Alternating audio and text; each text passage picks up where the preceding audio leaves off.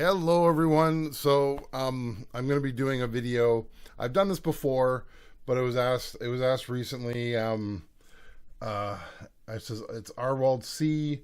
He's asked. He says so I started using the effects and was able to get it for my vocals on my last song, giving me that spooky black metal sound. Many thanks. One challenge I'm having is because when I want to also use this on my guitars. Okay, so what I'm thinking has happened is, and I'm going to show this to you. So as we know, tracks. So you can't see, but okay. So you have two different inputs here. Well, you have not inputs. You have two different effect systems here. You have your inputs, and then here you have your tracks.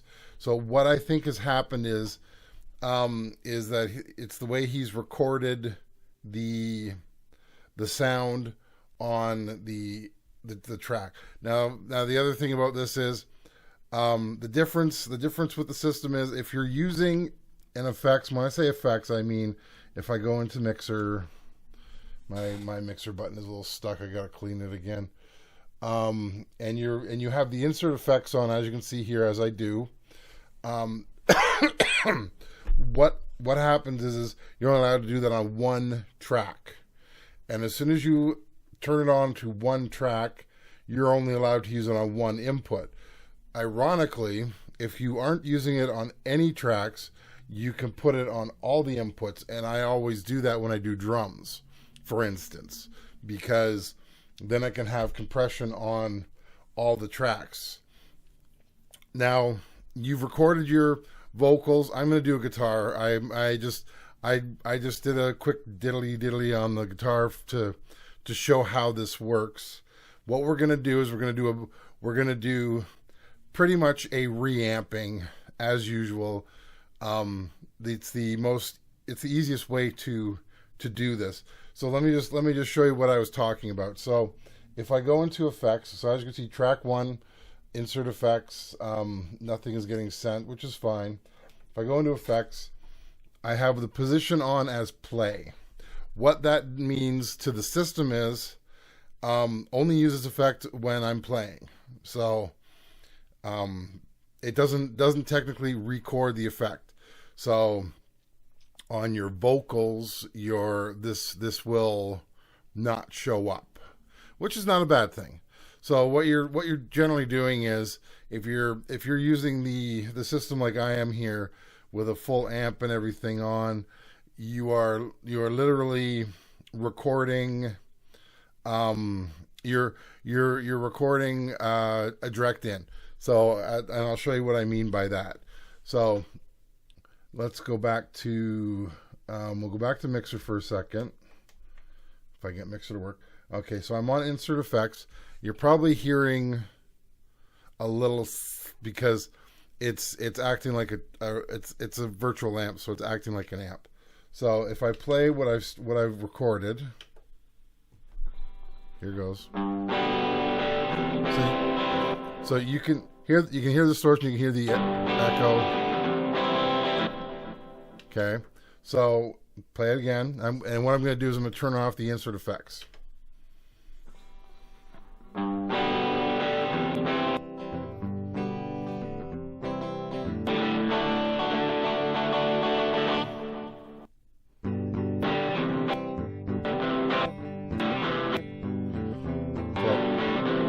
So as you can see, what's happened is because I recorded it as a play as opposed to having it set to record on the effects loop, it's not technically recording it. It's just kind of using it. It's in the ether.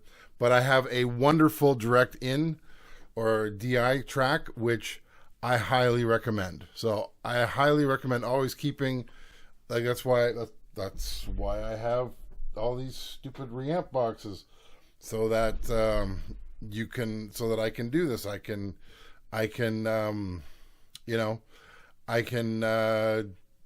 use a direct in, and if I don't like the guitar sound, because sometimes the sound sounds great when you're listening to the first time, and then you record other stuff on it, and you're like, whoo, I really don't like that guitar. Then you can go and change it. So that's excuse me. That's why I like having DI.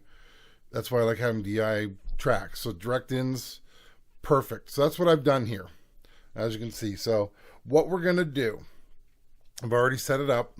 It's really simple. So what we're gonna do is, well, first off, in the back here, I have a 1/4 inch coming out. This is the effects send right here. It's hard to see. I can't get the hue camera to go higher. So it's this guy right here. This is going, this technically could just go straight into this channel, but because I have everything all configured, this is going to my rack or my patch bay. So I have it all configured. If you go look over here, so what I've done is this blue cable, I'll just shake it. Go a little higher so you can see it. So shake it. That's my effects loop or effects send going out into the system. It is going into input G. H beside it, as you can see, it already has something in there. That is plugged into my guitar, which is behind me, which I did the initial recording with. So what we're going to do, I'm going to take from the effects send, going to input G, and I'm going to do it on a stereo track. And the reason I'm going to do it on a stereo track is because then you get the full virtual effect that you don't get with a mono track on the system. Because if you record it to a mono track, it's mono. If you record it to a stereo track, it's stereo. Now you are going to lose a track doing this, like a stereo track. And if you feel the need, you can later on bounce it onto one track. So that's up to you. But what we're going to do is now I'm going to take this, I'm going to go assign it. So go to assign. So clear the assignments out. We're going to assign G, and we're going to assign it. I'm just going to assign it to 910. So 910 is lit up. Put it on G. Okay. Now go to mixer. Turn off the effect there. I'm going to fade it down. See, it just went down because I just faded it down. Go over to send. Turn this on to pre and just crank it full. So what I'm doing is whatever has been recorded on track 1 now is going to be sent through the effects send full tilt and then come back, and it's going to be recorded. It's going to come into G, which is on 910. So what we'll do then is on 910, put it up to 0 here, just so I can see it. Don't play with any of this. So I got it at 0. Turn on the effects. So we'll go back to insert effects. Turn on record. Actually, can I record from here? I don't know. Record button doesn't want to turn on at the moment. Go into the effects, switch it to record. Now the other option is you can just switch it to record and record your vocals with the effects added if you want to. That's the easiest way. So switch it to record. Go back. Let's go home. Click record. My record button does not want to go on. There we go. Now it's on. So now you can see I have that on, and it's got GG. So no big deal because we're not worrying about that. We're just going to grab the effects that's coming through. So now if I go back and I play, you should see one goes up. You hear that? It's coming in stereo.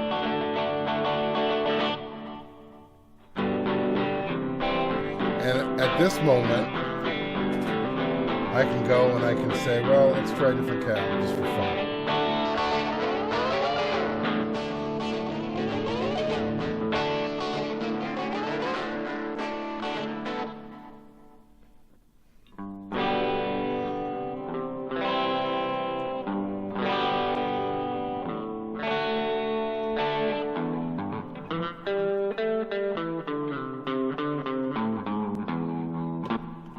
right, so that's my fun little thing there.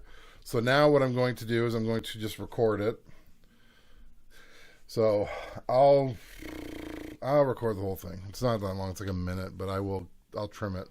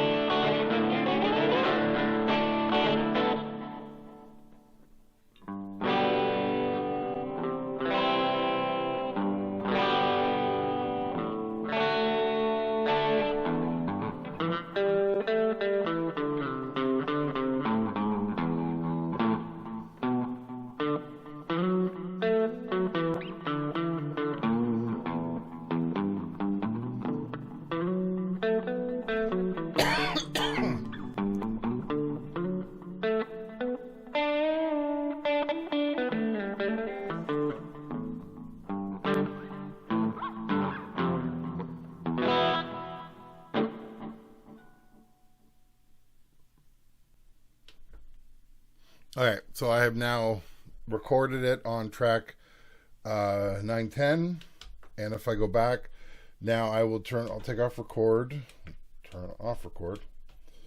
I gotta clean that as well. Well, it's gonna be a cleaning day today. So let's go, and so it's the only channel up right now. I'll show you is track 910. Go back to the beginning, and you can listen to it.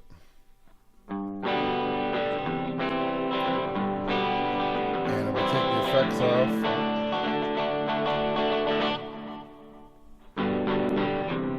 See, it's still there. So now the nice thing about that is, so I have my clean track, my DI track, and I have 910, which now has the effect on it. So if I go back to the beginning and I play, and I turn up track 1.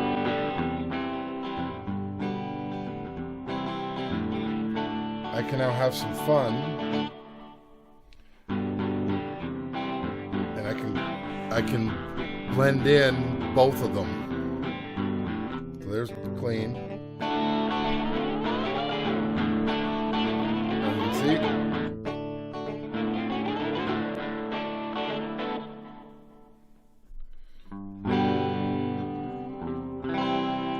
So I'm not saying you have to do that, but I think that's the nice thing about it. So it's there for later if you want it. If you don't want it, then you can go, I don't like that sound anymore. Wipe it away. You still have your original clean track here.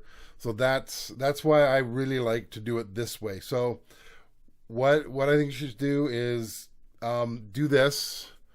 If you're starting to run out of space, all I can say is if you're only using the effect sound along with it, then just export your clean track. Always export your clean track. Always keep a backup of everything. That's one thing. So that way you can come back to it if you ever mess up something. I'll just grab it back from the exports. That's why I try to do that. That's why I keep backups all the time. And then do your guitar track that you want to do with the same effect, and then it'll work. Now, the other thing I was asked, I'm not sure if it was, yes, you asked EQ. Yeah, every track has its own EQ. Every track has, and every track will remember where you put the EQ. That is another beautiful function about this. Whatever's on the screen, so anything that's digital here, so anything here, anything that is digital is remembered. Anything that's digital. So if you're in the effects loop here, this is all remembered. If you go into the send section, because I've used the send section, this is all remembered. Everything is remembered through the entire process. That's just the way it is. Now, yeah, so that's the nice thing about this as well. So yeah, just remember that if you have EQ on, it'll remember it. If you don't want it to, then you have to wipe it out. So that's my video today, and I will talk to you later. Thank you, and bye. Can I live in a tree? Can I go to sleep right now? Can I get anything for free? Bag of tea, climb a tree. Don't you know? Sucks to be me.